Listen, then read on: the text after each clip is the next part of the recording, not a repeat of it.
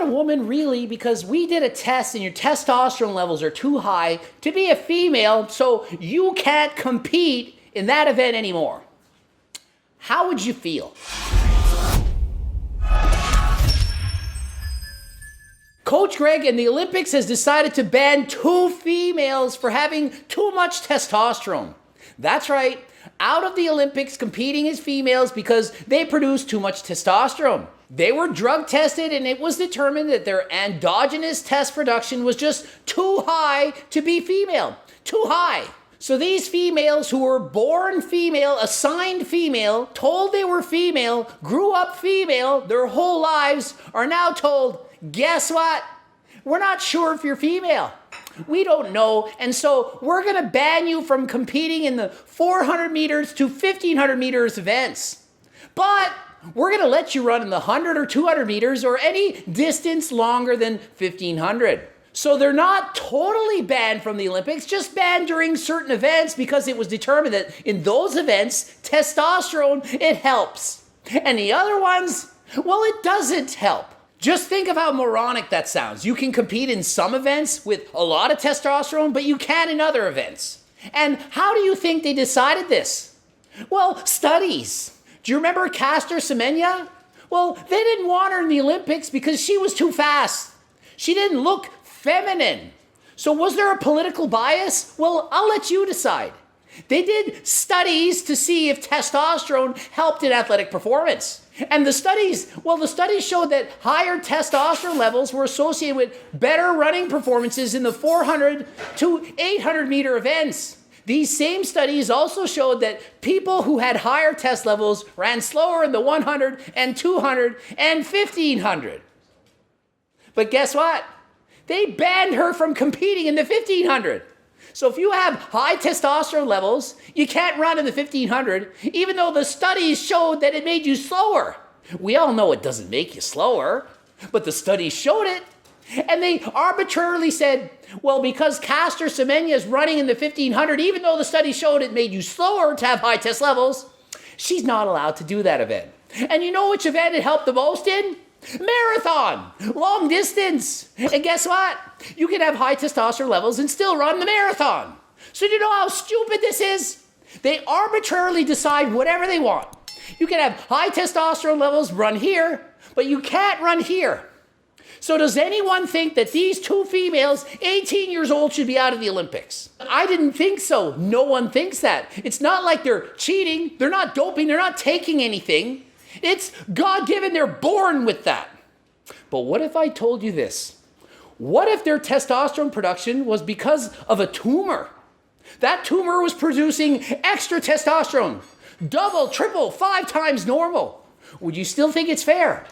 What if they had a testicle on the inside that you couldn't see, and that testicle was producing testosterone? That they had X and Y chromosome? That they were born an assigned female because they didn't have any private parts sticking out in the downstairs. But on the inside, they had a testicle. They didn't have ovaries. They can't have kids. They can't menstruate.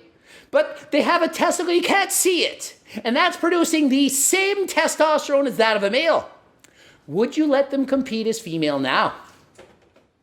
I'm asking you because how do you know that's not what's happening? So if they're producing more testosterone as the result of having an X and Y chromosome and a testicle on the inside that you can't see, should they be allowed to compete as female? And when I ask you this, try to imagine yourself in their shoes. You are that female. You were born female. You lived your life as a female with your family, your boyfriend, girlfriend, they think you're female. And suddenly you're told, you're not a woman really because we did a test and your testosterone levels are too high to be a female, so you can't compete in that event anymore. How would you feel? You weren't born with that part that I have. You don't have it.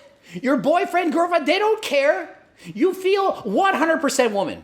But then you're told you can't compete in your best event because, well, really, you're a man. They may not say that, but that's what they're saying. Your testosterone levels are too high, so you can't compete. But then at the same time, you can compete in these other events arbitrarily decided by the IOC, even though in the 1500 testosterone levels in that study they used to get rid of caster semenya, they used that study, they said, you're not going to be allowed to run in the 1500 meters, even though the test showed that lower testosterone was actually better. Think of it. The studies are so flawed. Think of this. The 100 and 200 meters, it showed that the runners had lower testosterone levels. How do we know those lower testosterone levels weren't as the result? Because they were taking SARMs, Anavar, Tren, and because of that, it lowered their own production of testosterone. So they were cheating, they were on PDs, which resulted in lower testosterone production. Think of it. It's suppressing your own body's production of testosterone. You're taking SARMs, other steroids, it lowers it. So how do we know that they don't have low test levels? Because they were cheating. And they use that flawed science, the flawed results, to determine what events you can compete as a woman or a man in the Olympics at what test levels. Does anyone actually think that having more testosterone slows you down in the 100 or 200 meters? Slows you down. Think about it. But yet it helps in the 400 to 800, slows you down in the 1500, and it helps you in the other events, but especially in the marathon. Does that make sense? And what is it that makes you a woman? And what is it that makes us a woman or a man? What really is it?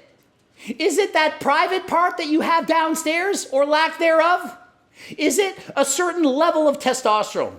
If you have this much test, you're a man, this much, you're a woman. Or is it how you choose to live your life? Is it how you were assigned at birth? Can you in fact change that as you get older?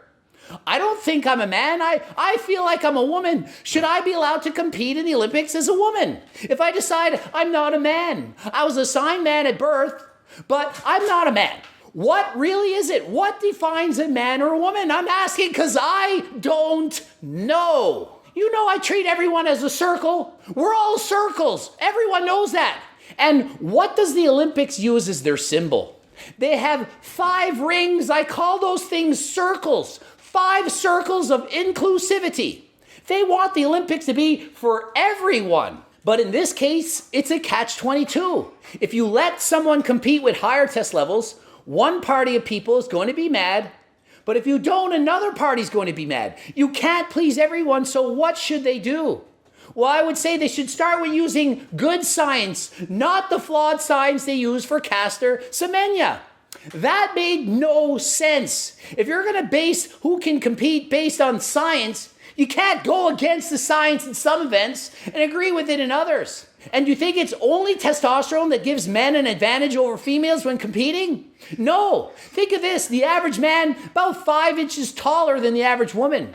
Height is an advantage in most sports. As soon as we try to have categories, that's when we have problems. If the Olympics said, we want to know who the fastest 100-meter runner is, and they just said, everyone line up or find out who's fastest. Men, women, doesn't matter. It doesn't matter. We run, find out who's the best. But no, we want to have more inclusivity. We want more people to be able to participate. So we have a male category and a female category. Soon as you add another category, there's going to be some problems because people say, well, it's not fair. You ever watch boxing? You see how many weight classes they have?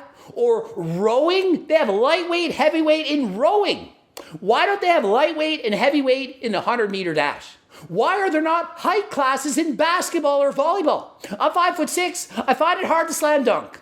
Why can't they lower the rim and say, this is for people under 6 feet tall? Every time you add a category, you could further divide to another category. The high jump has 1 height class.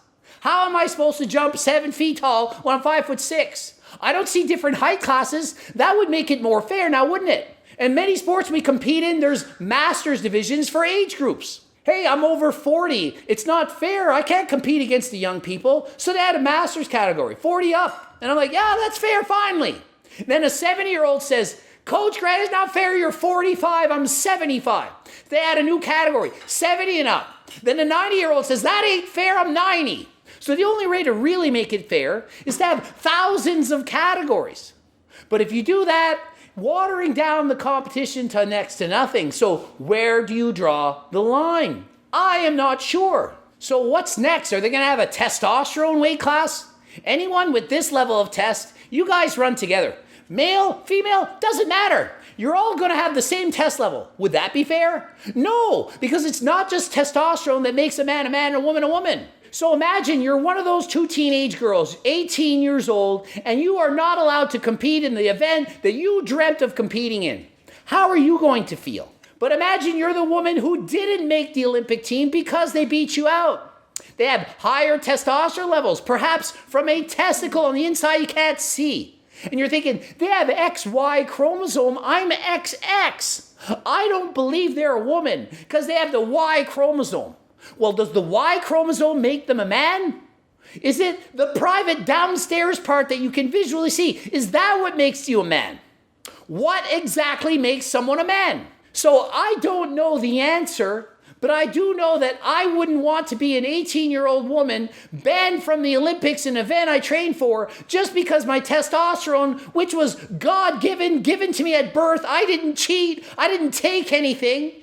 I don't want this. I just want to race and I want to win. And I'm a woman. Look at me. You can't just come up to me at 18 years of age and say, you're not a woman anymore because your testosterone levels, they're too high. So try to put yourself in their shoes before making decisions. I'm sure every single person would say that if a woman had higher testosterone levels, naturally, she should be allowed to compete as a woman.